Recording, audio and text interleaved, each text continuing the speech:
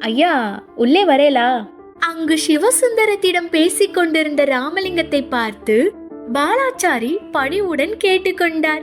சரி, வாங்க போலாம் என்று சொல்லி ராமலிங்கம் அவர் பேத்தியை சேஷாத்ரியிடம் பார்த்துக்கொள் என சொல்லிவிட்டு சைகையால் தனது பேத்தியை அவர் அருகே இருக்க சொல்லிவிட்டு அவரும் பாலாச்சாரியும் கோவில் கருவறைக்கு சென்றனர்.